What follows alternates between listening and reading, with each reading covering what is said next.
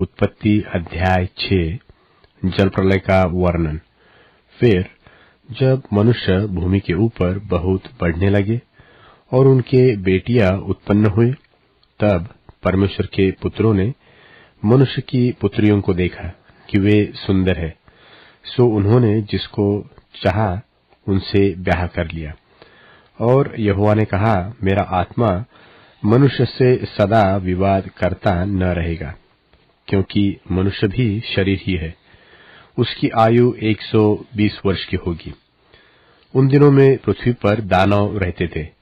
और इसके पश्चात जब परमेश्वर के पुत्र मनुष्य की पुत्रियों के पास गए, तब उनके द्वारा जो संतान उत्पन्न हुए, वे पुत्र शूरवीर होते थे, जिनकी कीर्ति प्राचीन काल से प्रचलित है। और यहोवा ने देखा कि मनुष्यों की बुराई पृथ्वी पर बढ़ गई है, और उनके मन के विचार में जो कुछ उत्पन्न होता है सो निरंतर बुरा ही होता है। और यहोवा पृथ्वी पर मनुष्यों को बनाने से पछताया, और वह मन में अति खेदित हुआ। तब यहोवा ने सोचा कि मैं मनुष्यों को जिसकी मैंने सृष्टि की है पृथ्वी के ऊपर से मिटा दूंगा। क्या मनुष्य, क्या पशु, क्या रेंगने वाले जंतु, क्या आकाश के पक्षी, सबको मिटा दूंगा, क्योंकि मैं उनके बनाने से पछताता हूं। परंतु यहोवा की अनुग्रह की दृष्टि नूह पर बनी रही। नूह की वंशावली यह है। नूह धर्मी पुरुष और अपने समय के लोगों में खरा था, और नूह परमेश्वरी के साथ साथ चलता रहा। और नूह से शेम और हाम और येपेत नाम 3 पुत्र उत्पन्न हुए। उस समय पृथ्वी परमेश्वर की दृष्टि में बिगड़ गई थी और उपद्रव से भर गई थी। और परमेश्वर ने पृथ्वी पर जो दृष्टि की, तो क्या देखा कि वह बिगड़ी हुई है, क्योंकि सब प्राणियों ने पृथ्वी पर अपनी अपनी चाल चलन बिगाड़ ली थी।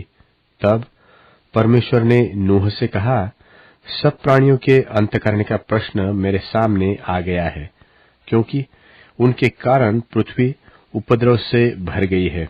इसलिए मैं उनको पृथ्वी समेत नाश कर डालूंगा। इसलिए तू गोपेर वृक्ष की लकड़ी का एक जहाज बना ले, उसमें कोठरियां बनाना और भीतर बाहर उस पर राल लगाना, और इस ढंग से उसको बनाना। जहाज की लंबाई 300 हाथ, चौड़ाई 50 हाथ और ऊंचाई 30 हाथ की हो। जहाज में एक खिड़की बनाना, और इसके एक हाथ ऊपर से उसकी छत बनाना, और जहाज की एक अलंग से एक द्वार बनाना, और जहाज में पहला, दूसरा, तीसरा खंड बनाना। और सुन, मैं आप पृथ्वी पर जल प्रलय करके सब प्राणियों को जिनमें जीवन की आत्मा है आकाश के नीचे से नाश करने पर हूं, और सब जो पृथ्वी पर है मर जाएंगे। परंतु तेरे संग मैं वाचा बांधता हूं। इसलिए तू अपने पुत्रों, स्त्री और बहुओं समेत जहाज में प्रवेश करना, और सब जीवित प्राणियों में से तू एक एक जाति के 2-2 अर्थात एक नर और एक मादा जहाज में ले जाकर अपने साथ जीवित रखना। एक एक जाति के पक्षी और एक एक जाति के पशु और एक एक जाति के भूमि पर रेंगने वाले, सब में से 2-2 तेरे पास आएंगे कि तू उनको जीवित रखे। और भांति भांति का भोज्य पदार्थ जो खाया जाता है, उनको तू लेकर अपने पास इकट्ठा कर रखना, सो तेरे और उनके भोजन के लिए होगा। परमेश्वर की इस आज्ञा के अनुसार नूह ने किया।